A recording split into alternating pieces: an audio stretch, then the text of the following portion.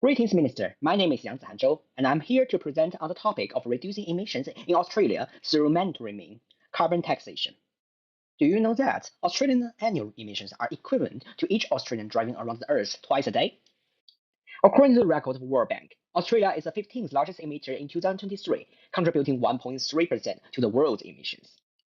Moreover, on a per capita basis, we ranked the seventh largest emitter in 2023. This ranking underscores the significant individual impact we have compared to the other nations. This statistic clearly illustrates the need for impactful measures to cut our emission and assume responsibility on the global stage. Given these pressing concerns, it's nature to question whether our current strategies are adequate. Let's examine Australia's current reduction and future projection. From 2005 to 2021, Australia achieved a reduction in emission of over 20%. Moving forward, we project future reductions over 35% by 2030 and aiming for net zero emissions by 2050. Some might argue that these achievements indicate that our existing strategies are enough to meet our targets without additional measures. However, there are two reasons why we need stronger measures to reduce emissions: international reputation and domestic strategies. Internationally, our per capita emission ranking increased from the ninth in 1990 to seventh in 2020 per capita emitter. This means that compared to the world's per capita emissions, we have become relatively worse off. We are lagging behind the world in our efforts to reduce per capita emissions.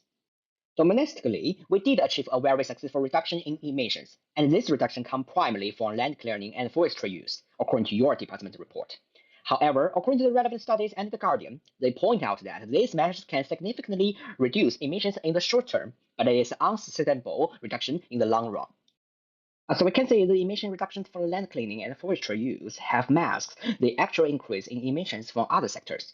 Our current projections assume that the overall decrease in emissions will continue, ignoring the unsustainability of the current reduction.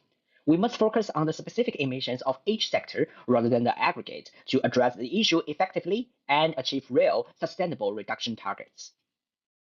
So it's time to action. According to SDG 13.2, Australia should further reduce carbon emission at the national level using mandatory means such as carbon taxation. According to the Treasury, implementing a carbon tax at $23 per ton has clear benefits.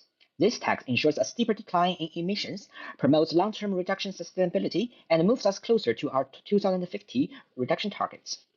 Additionally, it will generate approximately 6.1 billion annually, funding people who have higher cost of living due to carbon taxes and subsidizing any other national livelihood projects. So thank you, Minister, for considering this recommendation. Please bring Australia a brighter future.